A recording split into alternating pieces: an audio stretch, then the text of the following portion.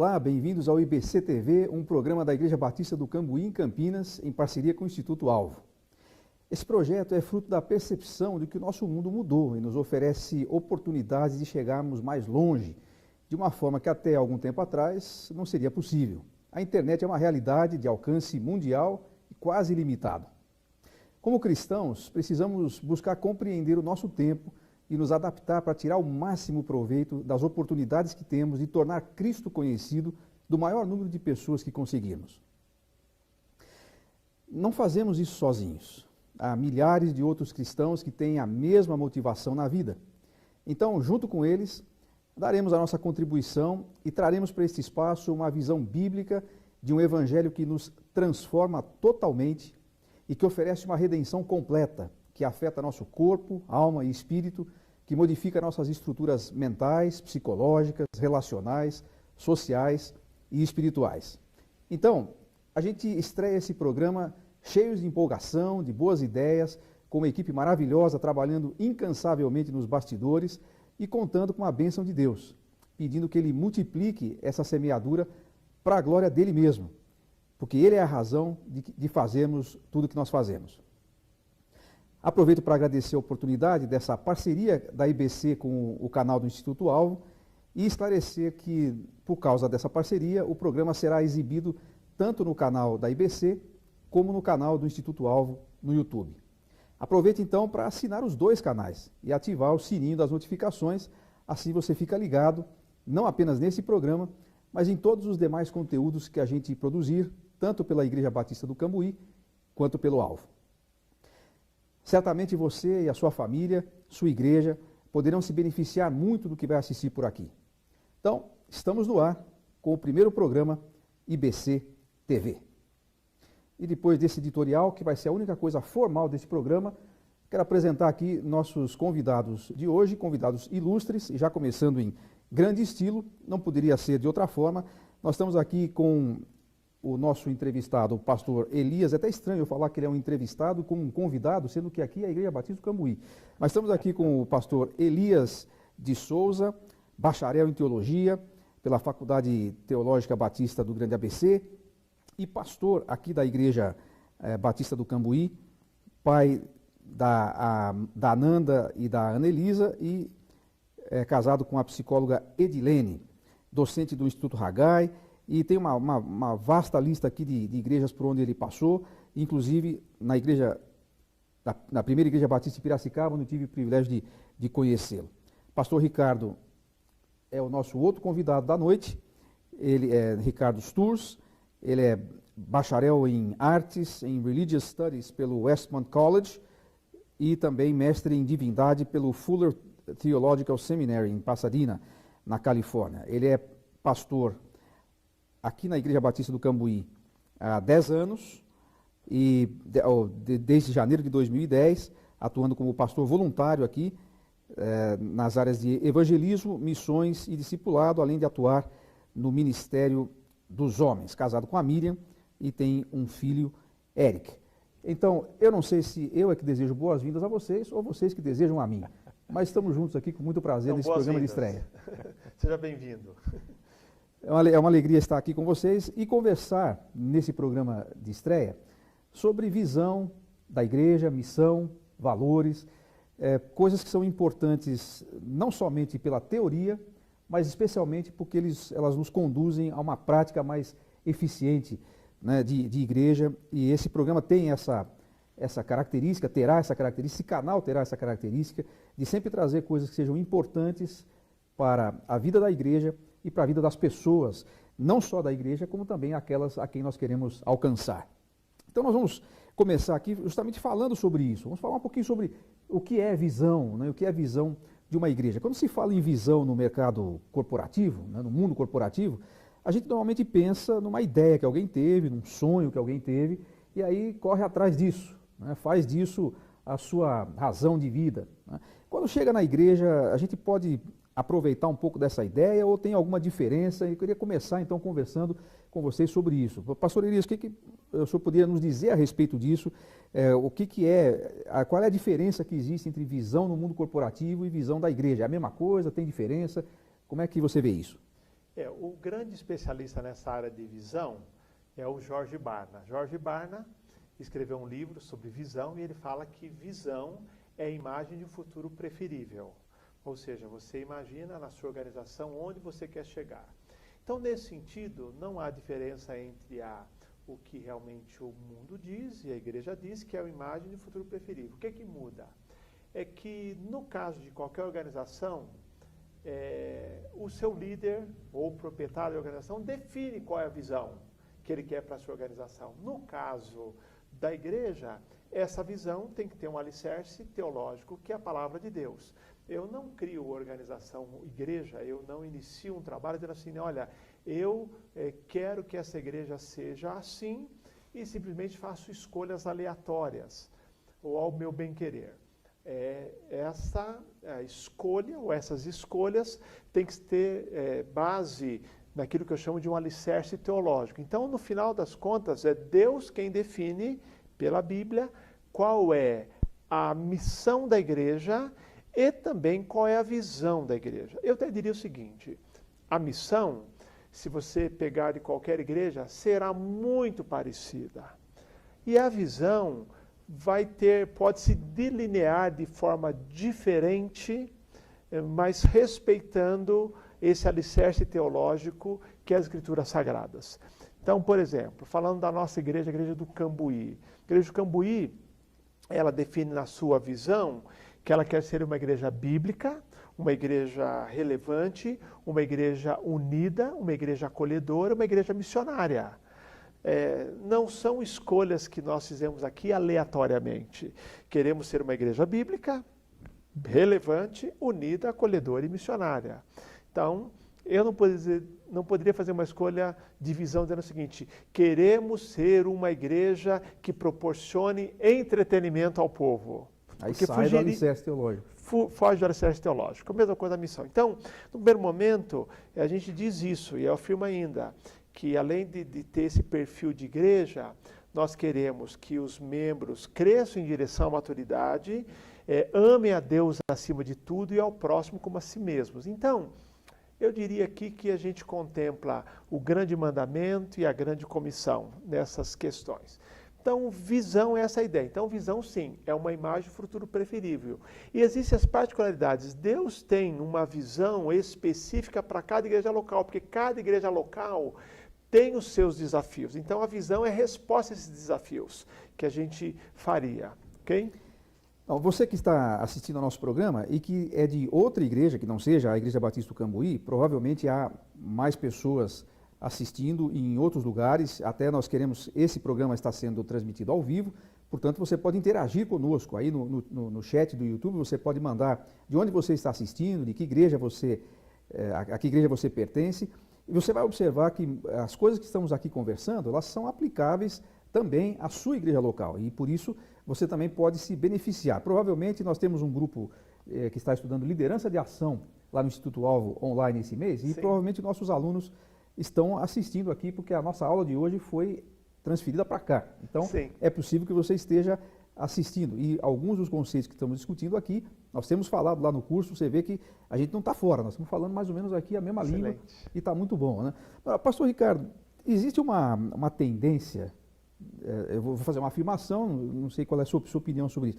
Parece que existe uma tendência hoje em dia a tornar a igreja um tanto corporativa, né? A gente chama a cultura para dentro da igreja e às vezes isso pode ser prejudicial, né? Na sua visão, na sua maneira de olhar, existe algum risco de a igreja assimilar, por exemplo, no que nós estamos falando aqui, um conceito corporativo, não só de visão, mas nas práticas da igreja? Você vê esse risco? Eu sei que é um assunto que você estuda bastante e fala bastante sobre ele. Queria ouvi-lo sobre isso, acho que pode nos ajudar aqui. Muito bem. Em primeiro lugar, boa noite, Marcos, pastor Elias, todos que nos assistem. Alegria estar aqui. Uma ótima pergunta, Marcos. Existe, é claro, que sempre benefícios de nós podermos olhar o mundo corporativo e existem também os riscos e os perigos. Então não é uma pergunta tão simples no sentido de sim ou não, e sim entender que existe alguns aspectos do mundo corporativo que nós podemos trazer para dentro das nossas práticas sem infringir na visão, na missão, na teologia da igreja, aspectos que irão nos ajudar a desenvolver melhor os nossos objetivos, os alvos, aquilo que Deus tem nos mostrado, técnicas que nos ajudam. Mas a maneira de pensar e a filosofia que está por detrás, muitas vezes, ela é nociva àquilo que é o desejo da igreja, o alvo do corpo de Cristo, e nós precisamos então ter muito cuidado. Aquilo que você mesmo estava falando em termos de essa diferença entre uma cultura secular e uma cultura bíblica. Existem cosmovisões diferentes, pontos de partida diferentes, técnicas e metodologias diferentes e alvos certamente diferentes, né? Simplesmente como uma pequena ilustração no mundo, quando nós falamos sobre modelos de liderança. Muitas vezes nós observamos no mundo ali fora, nem em todos os lugares, mas alguns ainda prevalece aquela velha estrutura daquela liderança mais vertical, né? Então tem ali a chefia e todos que estão debaixo apenas para cumprir ali as ordens daquele que está no ápice da pirâmide, né? Claro que no mundo corporativo já mudou muito isso, mas ainda existe essa mentalidade que prevalece em cantões aqui do nosso país. E dentro da igreja não deve ser assim. Inclusive o modelo bíblico nos mostra uma outra maneira de ser em termos de líder. É o líder servo, ou como eu gosto de falar, o servo líder, que nós colocamos a palavra servo em primeiro lugar. Isso já vai então dando uma ideia um pouco diferente daquilo que são a nossa aplicação dentro da igreja, ao contrapor aquilo que nós observamos no mundo afora. Interessante. Esse é um assunto que é vasto, né? Não é uma coisa para se responder como você disse sim ou não. Mas ainda dentro desse tópico da visão, a visão da igreja, ela pode ser assim, eu posso sonhar alto quanto quiser, tem um limite para isso? Como é que funciona? Você diria que tem você falou aí de alguns balizadores da visão, né? Sem dúvida. Porque hoje em dia a gente escuta muito isso, né? Que talvez seja um dos aspectos aí da cultura secular, né? Que talvez a igreja está absorvendo. Que o líder precisa sonhar alto, sonhar o mais alto que ele puder, e depois ele chama Deus para assinar o projeto, né? Como é que funciona isso? Até onde o líder na igreja, o pastor, pode sonhar a sua própria visão? E qual é o limite disso? É muito interessante porque a gente diria que, assim como nas organizações, na igreja a gente define missão, visão e valores. Então, eu acho que essa foi uma contribuição positiva do mundo corporativo, das igrejas colocarem isso no papel. Essa foi uma tendência muito predominante nos anos 80, anos 90, foi quando eu escrevi minha primeira filosofia de ministério, mas isso me encantou porque eu acho que isso ajudou a igreja poder colocar no papel a sua prática ministerial. Mas vamos lá. Respondendo a sua pergunta, não, a questão sonhar alto, a ideia é a seguinte, vamos sonhar os sonhos de Deus? A ideia é a seguinte, o que Deus quer que a igreja seja? Então vamos tentar aqui definir missão, visão e valores. Missão é a razão de ser da igreja. O que significa isso? Foi Deus quem instituiu a igreja. Ele é o arquiteto da igreja, o criador da igreja, ele define para que a igreja existe. É muito interessante, qualquer dono de organização, CEO de uma organização, um conselho executivo de organização, pode definir para que existe aquela organização. Nós não, nós vamos à Bíblia perguntar o que Deus quer que a igreja seja, porque é um organismo sobrenatural. Então, missão diz respeito à razão de ser. Eu até diria o seguinte, temos que lembrar que a missão da igreja em relação a Deus é glorificá-lo. Então, a gente costuma dizer isso como razão da existência. Então, Efésios 3,10 diz que a igreja foi criada para revelar a multiforme sabedoria de Deus, aqui na terra com impacto nas regiões celestiais, principados e potestades. Então, isso não tem organização nenhuma no mundo que pode fazer. Nenhuma. Então, a razão de ser da igreja é glória de Deus. Agora, do ponto de vista de missão, nós definimos, e depois vamos conversar sobre isso depois de um outro momento ainda desse programa, o que é missão, a ideia de a razão da existência, o que ela faz, mas quando ele está na visão é o seguinte, a pergunta é, como eu posso cumprir bem esses propósitos de Deus para a igreja? Eu devo sonhar assim, de maneira ampla, alta, sim. Mas não pode ser um sonho que seja a criação do meu império pessoal. O que nós vemos muito comum hoje. O camarada, a pessoa quer, o líder, ele tem um sonho de se tornar conhecido. Me parece muito mais naquela postura da Torre de Babel. Façamos para nós um nome conhecido. Ou seja, vamos criar um nome. Então, não. Deus, o que o Senhor quer? E às vezes, o sonho grande de Deus para aquela igreja, imagina uma igreja, uma comunidade pequena, num bairro, numa periferia. O que é sonho grande? O sonho grande é ter impacto naquela comunidade, naquele grupo, isso é sonho grande. Agora, se eu me torno um megalomaníaco e eu quero fazer algo maior, porque isso aqui é muito pequeno, entendeu? Eu me recordo quando surgiu a metodologia Igreja com Propósito. Eu recomendo para todo mundo, o livro do Rick Warren é fantástico, Uma Igreja com Propósito. Quem quer escrever uma metodologia, ajuda muito.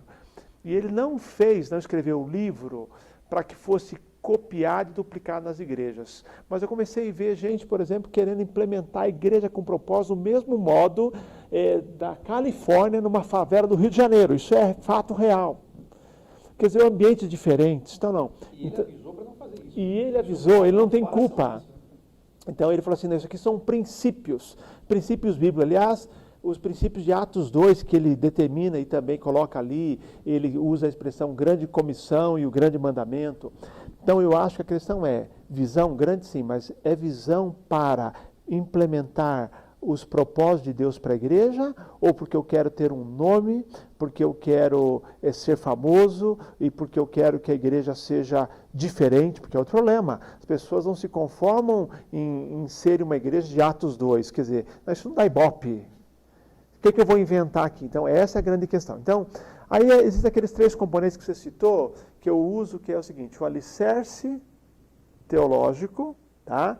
A filosofia de ministério e a prática ministerial.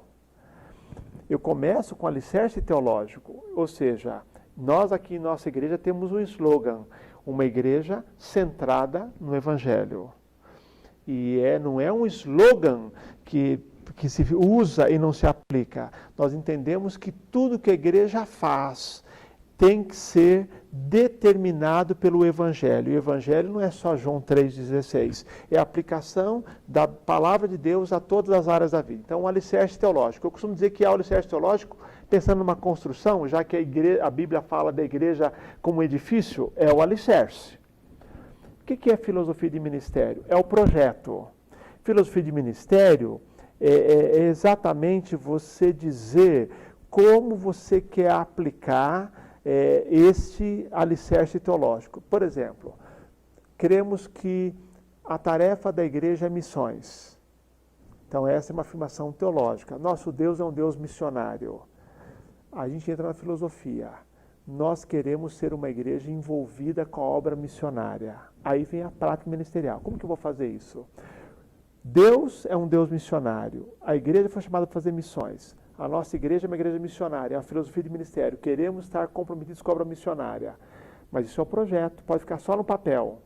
Aí vem a prática ministerial. Como é que eu aplico isso? Aí vem os convênios missionários, as viagens missionárias, o investimento financeiro, o despertamento da igreja para se envolver com a obra missionária. Então você consegue trabalhar agora. Gosto de usar a expressão. O nosso projeto não pode ultrapassar os limites do alicerce. De repente eu posso ser uma igreja muito famosa, mas ela ultrapassou os alicerces. Ou eu posso, muitas vezes, ser uma igreja que simplesmente fez o projeto e não colocou em prática. Tá? Eu até fiz bonitinho o prédio, a filosofia está bem escrita, mas não parto para a prática. Então, eu creio que esses 3 elementos nos ajudam, nesse momento, a compreensão. Muito bom. Nós vamos fazer o primeiro intervalo do nosso programa. Antes de fazer isso, eu queria dizer às pessoas que estão nos assistindo, se quiserem mandar alguma pergunta, se quiserem interagir com a gente, podem fazer isso aí pelo chat, vai chegar até nós e, dentro do possível, a gente vai passar aqui para os nossos convidados as perguntas para serem colocadas aqui. Vamos para o nosso primeiro intervalo do programa, daqui a pouquinho a gente volta. Fique ligado aí nessas mensagens especiais para você.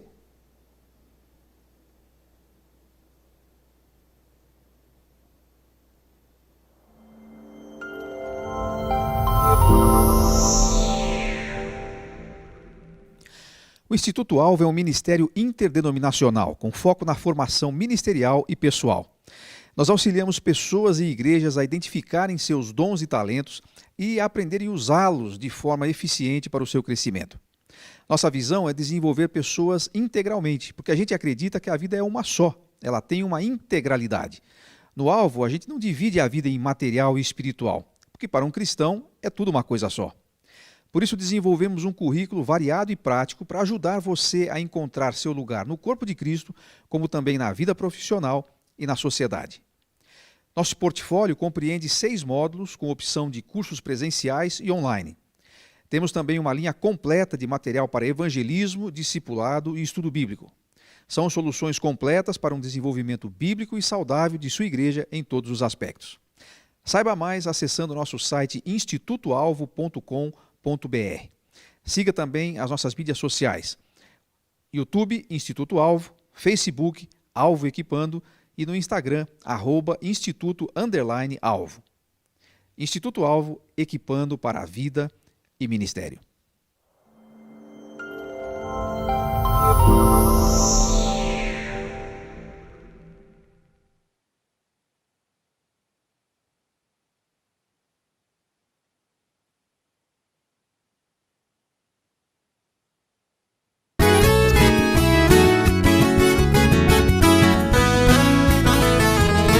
Quando o dia amanhece nublado e parece que vai dar tudo errado, tua graça que nos faz sonhar, novo dia em breve virá, vida nova, consolo, abrigo, Jesus, nosso melhor amigo.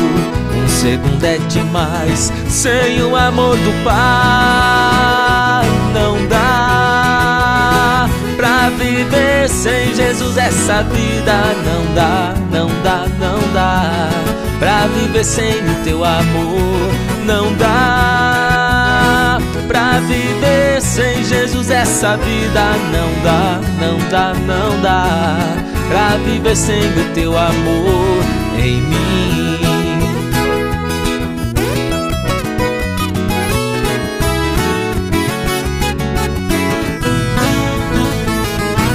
Quando o dia amanhece nublado e parece que vai dar tudo errado, tua graça que nos faz sonhar, novo dia em breve virá, vida nova, consolo, abrigo, Jesus, nosso melhor amigo. Um segundo é demais, sem o amor do Pai não dá. Pra viver sem Jesus, essa vida não dá, não dá, não dá. Pra viver sem o teu amor não dá. Pra viver sem Jesus, essa vida não dá, não dá, não dá. Pra viver sem o teu amor não dá. Pra viver sem Jesus, essa vida não dá, não dá, não dá. Pra viver sem o teu amor não dá. Pra viver sem Jesus, essa vida não dá, não dá, não dá. Pra viver sem o teu amor em mim.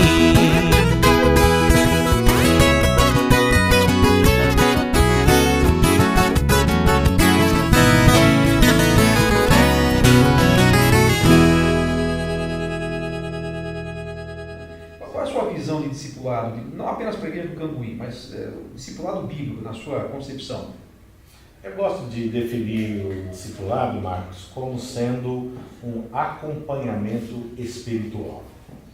Tá? Isso, na verdade, é válido para todas as faixas etárias, todos os momentos da vida cristã, um acompanhamento espiritual que visa a condução rumo à maturidade cristã. Tá? Em muitas igrejas nós temos tido experiência de perceber como que usa a palavra discipulado, que é tradicional no nosso meio e não é errado necessariamente, mas é apenas uma faceta, é parcial, que é aquele primeiro momento onde a pessoa ela toma uma decisão ao lado de Cristo e então existe ali um acompanhamento na sua vida para ensinar o beabá do cristianismo, as bases da sua fé, ajudá-la realmente, né, a dar os primeiros passos. E muitas vezes, quando isso é completo, pressupõe-se que o discipulado terminou. Mas na verdade o discipulado é para uma vida inteira, né, em todas as fases sucessivas. É como se fosse essa analogia, uma criança, né, um bebê que ainda toma leite, não da mãe, mas já na mamadeira, mas quando encerra aquele primeiro momento de tomar na mamadeira, 2, 3 anos, cada criança é diferente, né, nós não podemos falar que aquela criança já é uma criança madura, né, ela tem ainda toda uma trajetória de vida para poder experimentar. E dentro da nossa realidade é assim que eu encaro, né? Então o discipulado ele vai estar tratando nos mais variados momentos da vida das pessoas, tanto desde os primórdios, como também no segundo passo, terceiro passo. As pessoas que já têm 20, 30, 40 anos na igreja ainda são passíveis desse acompanhamento espiritual, porque há sempre o próximo passo a ser dado. Então essa é a primeira observação. Agora tem alguns passos dentro né, desse todo que é o discipulado, né? Alguns aspectos que eu acho muito importantes. O primeiro aspecto desse acompanhamento espiritual trata-se de algo que é um pouco mais complexo, porque nós estamos lidando com questões de pecado, né? Quando a Bíblia fala do mal e do pecado, sempre usa palavras como escuridão e trevas, e isto tem um porquê disso. Porque o mal e o pecado gosta de se esconder, de estar sempre oculto, de estar sempre encoberto. E um discipulado sério que realmente visa ajudar a pessoa a dar os próximos passos, visa também trabalhar nas questões do pecado pessoal, daqueles aspectos da sua conduta, do seu coração, do seu interior, que precisa do toque de Deus. Não sou eu e nem outra pessoa que tem esse poder, é o poder do Espírito Santo. Mas dentro de algo que nós chamamos de discipulado, nós temos como nós tratarmos dessas coisas. Não é um trabalho psicológico, não é um trabalho de aconselhamento profissional. Esses elementos podem ser introduzidos de acordo com o treinamento de cada pastor, de cada profissional.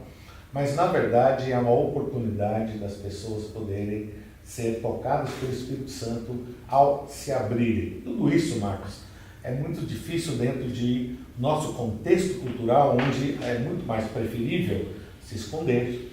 Mas lembre-se que o pecado gosta da escuridão, gosta de se esconder. Então, isso é um dos aspectos do discipulado. É muito interessante essa visão, né? Talvez muitos de nós pensam no discipulado sempre como uma classe, né? Já ouviu sempre uma classe, né? Pensando mais no ensino, que faz parte, eu creio que faz parte do discipulado, mas eu estava falando de uma coisa muito mais profunda do que o ensino. Não estou absolutamente dizendo que não seja necessário o ensino, mas às vezes te coloca lá, e é uma forma de se esconder também, né? A pessoa numa classe, ela pode se esconder, né? Mas num acompanhamento, as coisas são trazidas à tona, né? Muito interessante esse aspecto. E aí, nesse sentido, eu faço a pergunta: a igreja precisa ser intencional nisso ou o discipulado acontece? Porque a gente escuta muito isso. Não, aqui a gente não faz discipulado assim, como um programa ou como uma coisa intencional. O discipulado vai acontecendo naturalmente. Você acha que funciona assim, acontecendo naturalmente, ou precisa haver uma certa intencionalidade? Com certeza precisa ser intencional. O discipulado não é algo que acontece espontaneamente ou naturalmente, uma vez que tem aspectos, como nós acabamos de falar, que correm contrário à nossa cultura, né? Se expor não faz parte da nossa maneira normal de nos relacionarmos. Nós queremos muitas vezes deixar certas verdades mais reservadas. E com razão, né, em alguns instantes, mas nem sempre isso é preferível, principalmente quando se trata de algo que Deus quer, deseja e precisa trabalhar em nossas vidas. Então, temos que ser intencionais, sim, tomar passos intencionais, criar projetos e meios que ajudam as pessoas a entrarem nesse caminho do discipulado. Como você mencionou, às vezes dentro de um grupo é mais fácil se esconder.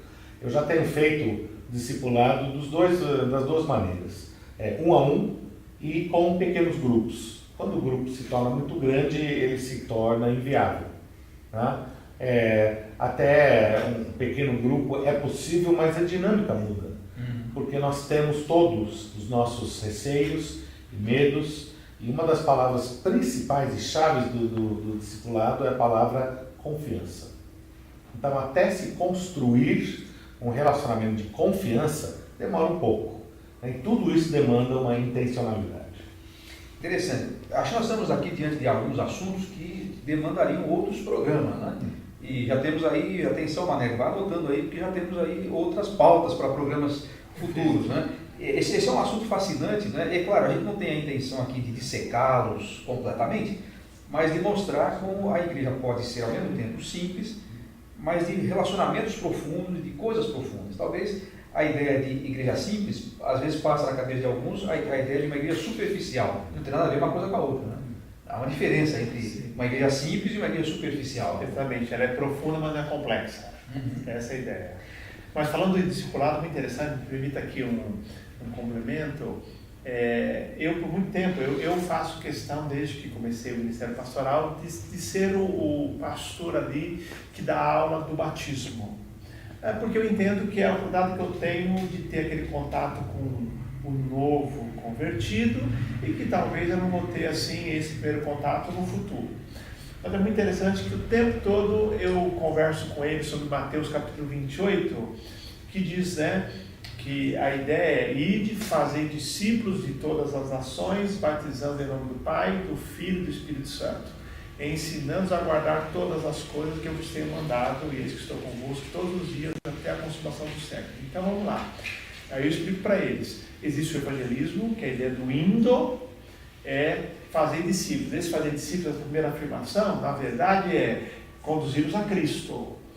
E aí, depois diz batizando-os. E aí ensinando-os a guardar todas as coisas. Aí é o discipulado intencional. E eu digo a eles que muitas pessoas acham que o batismo é o final da trajetória. E na verdade é apenas o início da trajetória, é o comecinho do caminho. Então eles estão aprendendo isso hoje. Gente, vocês se batizaram, é apenas o começo da trajetória.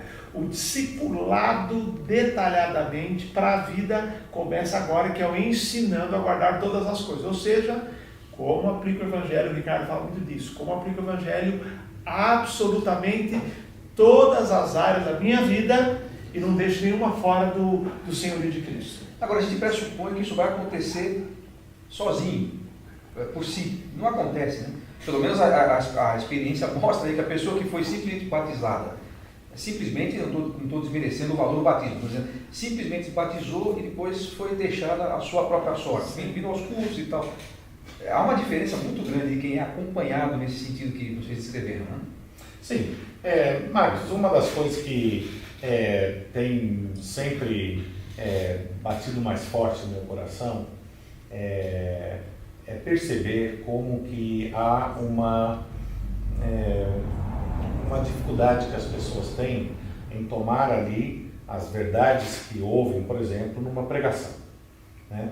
Então, nós temos a ideia de que se nós passarmos as verdades bíblicas de uma pregação, as pessoas serão capazes de absorvê-las e aplicá-las plenamente em suas vidas. E é uma pressuposição, infelizmente, errônea. Não que as pessoas não tenham capacidade intelectual, e não estou desmerecendo ninguém, mas demanda algo mais do que apenas a transmissão de informações e verdades. Demanda ali a um investimento pessoal para mostrar como é que isso funciona na vida real. Porque uma coisa é uma verdade proposicional, né? Uma declaração da verdade bíblica. Ela é sólida, ela é boa, ela é divina, e nós podemos até assinar embaixo e dizer, eu creio nisto.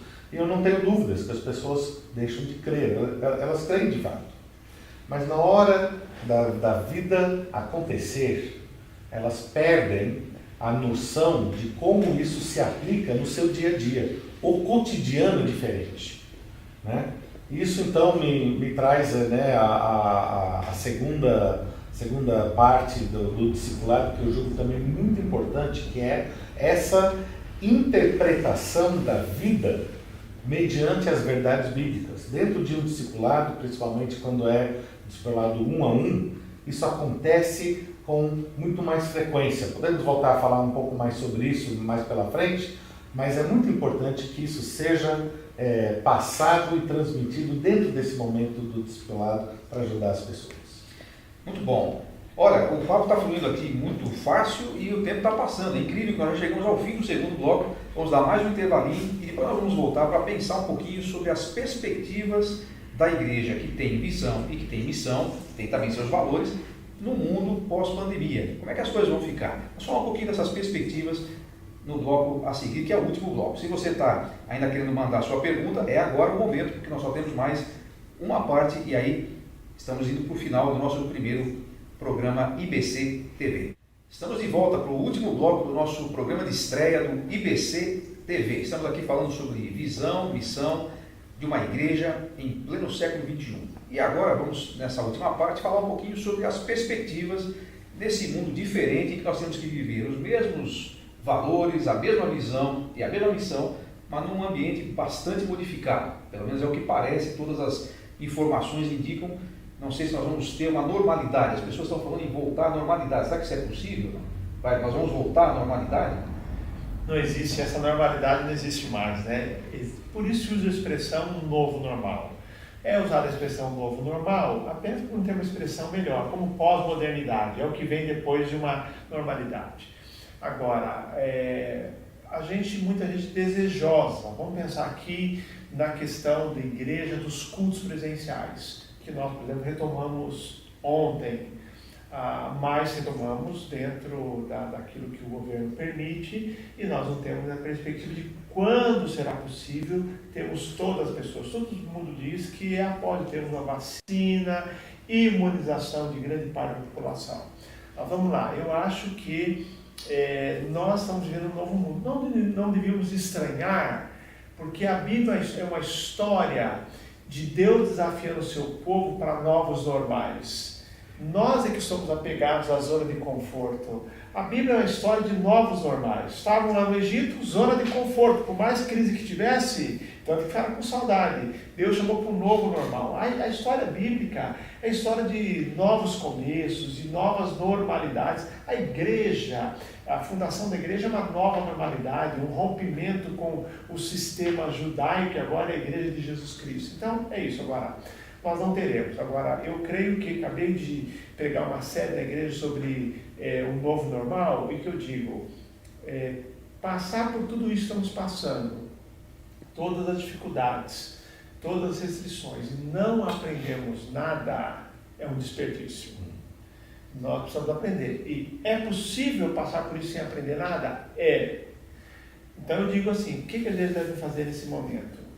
Elas, na verdade, têm que descobrir o que elas devem abandonar, porque a pandemia mostrou que isso não se encaixa mais, o que ela deve reter e o que ela deve ainda implementar. Há um movimento de abandono, há um movimento de retenção de alguns valores e práticas e inovação. Dizem que nós vamos viver agora uma segunda reforma. A reforma de Lutero foi uma reforma teológica e vamos ver agora uma reforma eclesiológica. Eu creio que a reforma de Lutero também foi, no certo sentido, eclesiológica, quando ele afirmou o sacerdócio universal de todos os crentes. Mas vamos lá. Quais são as janelas de oportunidades e ao mesmo tempo de ameaça para a igreja? Ameaça se a igreja não assimilar as mudanças. Primeiro, o que nós aprendemos? Eu aprendi, Ricardo tem conversado muito sobre isso, lido muito sobre isso, aprendemos nesse momento. Primeiro, que igreja é mais do que templo. Isso é bíblico, devemos saber. É um conceito do Novo Testamento. Deus não habita em templo feito por mãos humanas. O conceito templocêntrico é Antigo Testamento. Nós sabemos disso. Mas nós sabemos também que nós somos de uma cultura apegada ao lugar. E tivemos que dessa vez relembrar a verdade. Igreja não é templo. 6 meses sem frequentarmos, no nosso caso, um templo. E não deixamos de ser igreja. Eu disse aqui, o templo está fechado, a missão continua. Até porque temos que lembrar que a igreja em Jerusalém não tinha templo. Quando fala que se reunia no templo e nas casas, no templo dos judeus. Eles não tinham templo, era no pátio. No pátio, não era a igreja como a gente pensa hoje.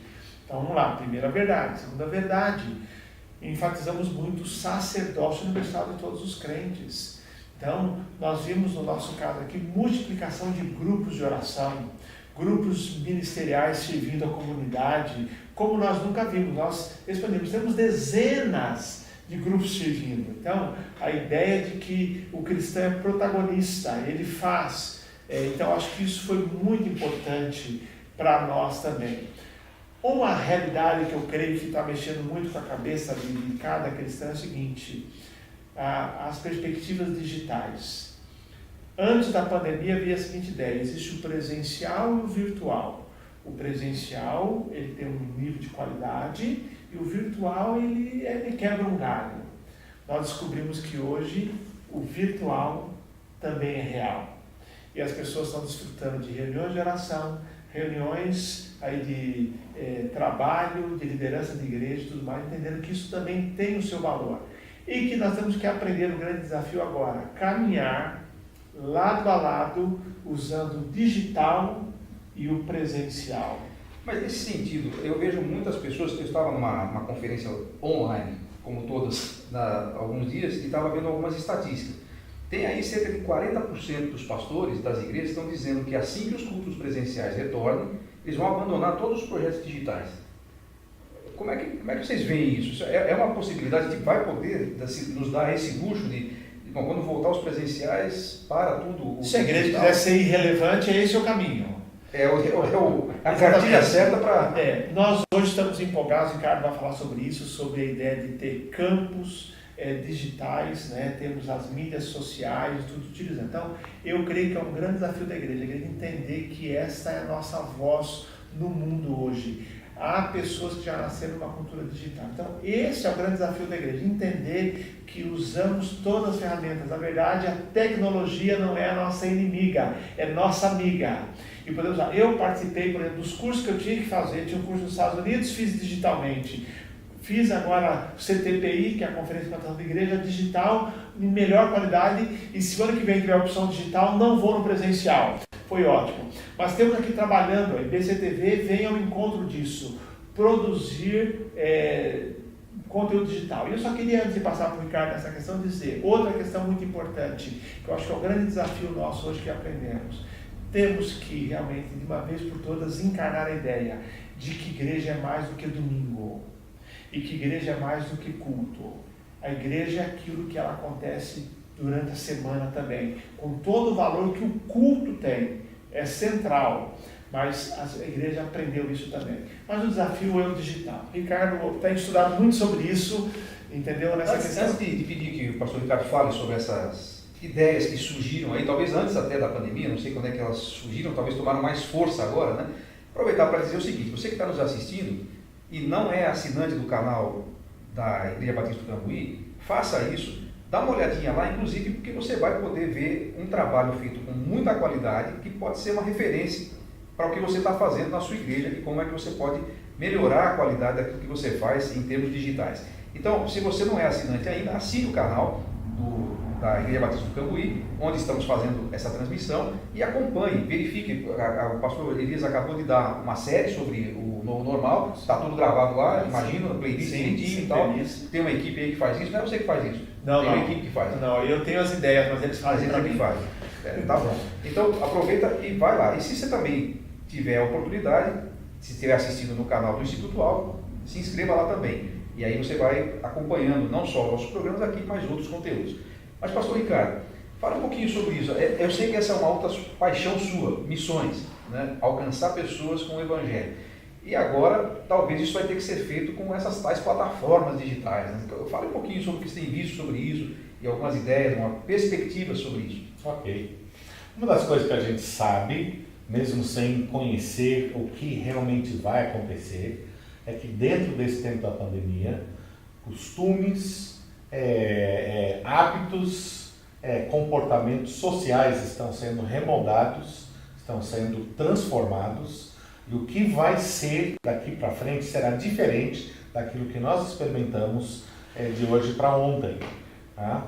Então as pessoas vão ter comportamentos diferentes. Nem elas sabem quais vão ser, porque nós estamos todos dentro de um processo de mudanças no nosso comportamento imposta pelo isolamento, pelo distanciamento, por todo esse momento de pandemia, mas isso eu vejo mais como uma ocasião presente e imediata.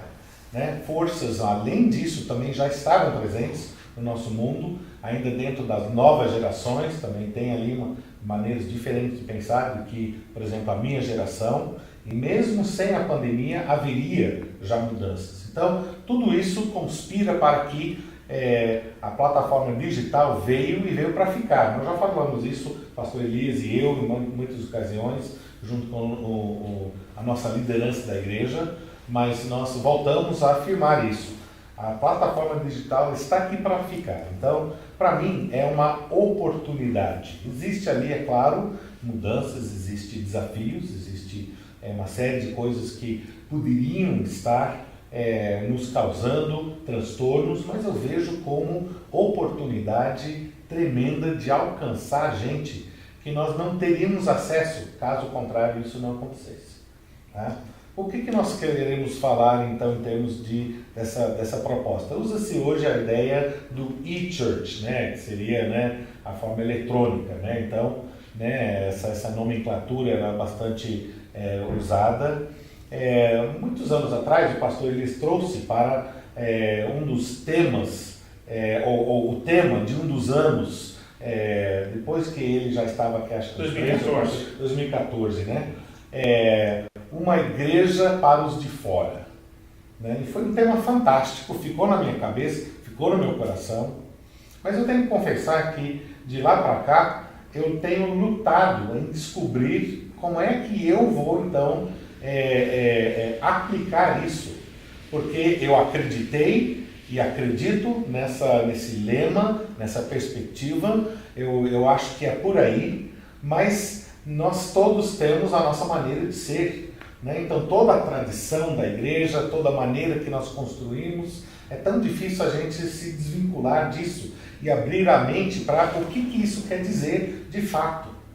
Com essa perspectiva digital, eu consegui, eu estava falando hoje com o pastor Elias, dobrar a esquina no meu pensamento, tá? Para poder alcançar o que significa isso.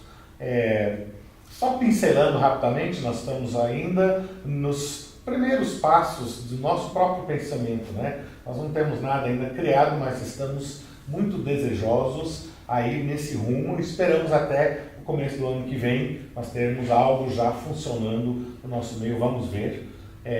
Isso, claro, com muita oração. Mas a ideia é de usar toda a plataforma digital junto com um culto ao vivo, né? Ou os lives, não precisa ser ao vivo, mas algum momento onde nós temos gente que, como nessa transmissão, estão longe da nossa posição geográfica. Pessoas de outros estados, outras cidades, até outros países, gente que vem acompanhando todo o trabalho nosso. E nós queremos, então, ter ali toda uma equipe para cuidar dessas pessoas, interagir com elas. Nós temos dois tipos de pessoa que nós estamos pensando. Primeiro são aqueles que já têm uma fé em Cristo, mas por um motivo ou outro estão se identificando com aquilo que está acontecendo aqui, nesse lugar. Amém por isso. Mas melhor ainda, são as pessoas que estão buscando. Estão ainda naquela jornada para ter um encontro, o primeiro encontro com Jesus.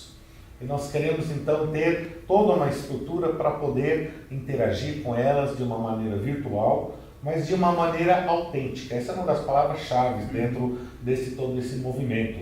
É sermos autênticos. Nós estávamos falando sobre o discipulado, deixa eu só vincular isso, né? Parte do discipulado é a autenticidade, tá? E isso nós conseguimos, muitas vezes, quando nós criamos espaços seguros para as pessoas contarem as suas histórias.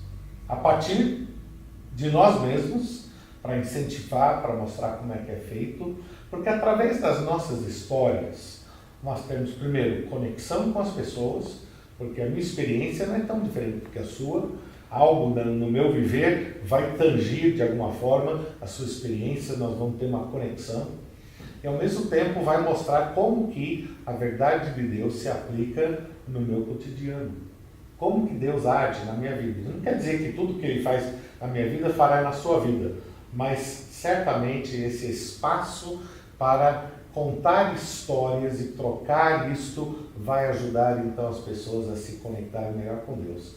Isso tem tudo a ver com o e-church. É claro que tem muitos outros aspectos mais técnicos, mas, enfim, trata-se de gente querendo abençoar gente usando a plataforma virtual.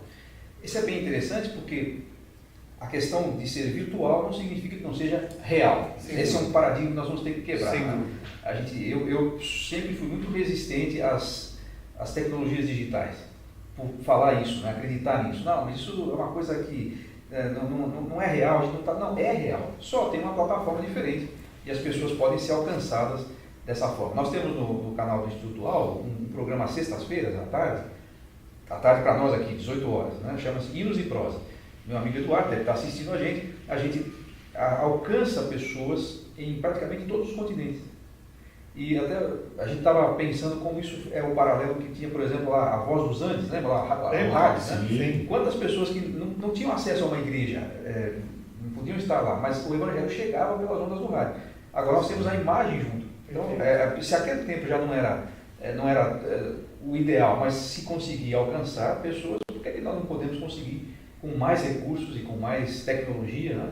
Isso não é simples, mas infelizmente uma das coisas que a tecnologia não resolve é a passagem do tempo. Então nós estamos chegando ao fim do nosso primeiro programa, passou muito rápido. Mas eu tenho certeza que nós vamos falar ouvintes, telespectadores, webnautas, internautas, a gente nem sabe direito como é que fala isso ainda, né? Mas eu tenho certeza que você que assistiu ao programa certamente vai querer ouvi-los em outras oportunidades para falar mais sobre eles.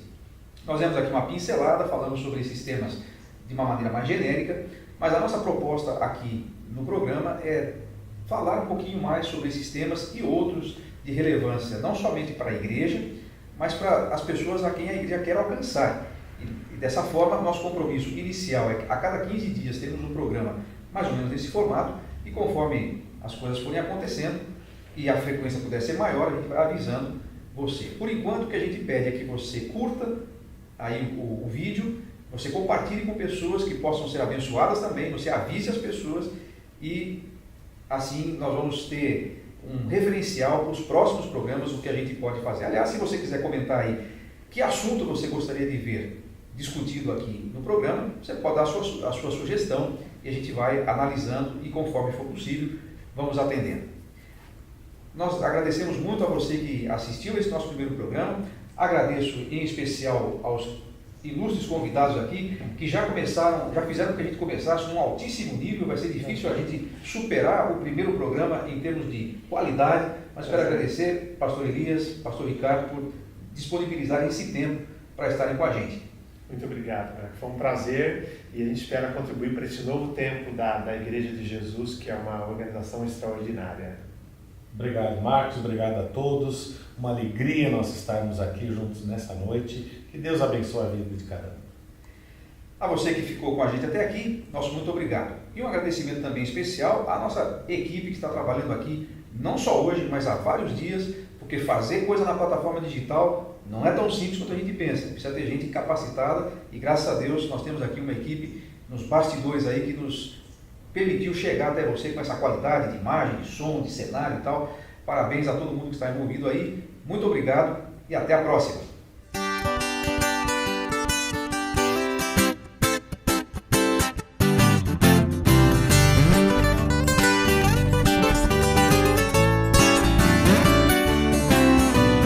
A alegria está no coração de quem já conhece a Jesus. A verdadeira paz só tem aquele que já conhece a Jesus. Um sentimento mais precioso que vem do nosso Senhor é o amor que só tem quem já conhece a Jesus. A alegria está no coração de quem já conhece a Jesus. A verdadeira paz só tem aquele que já conhece a Jesus. Um sentimento mais precioso que vem do nosso Senhor é o amor que só tem quem já conhece a Jesus. Aleluia, aleluia, aleluia, aleluia. Um sentimento mais precioso que vem do nosso Senhor é o amor que só tem quem já conhece a Jesus.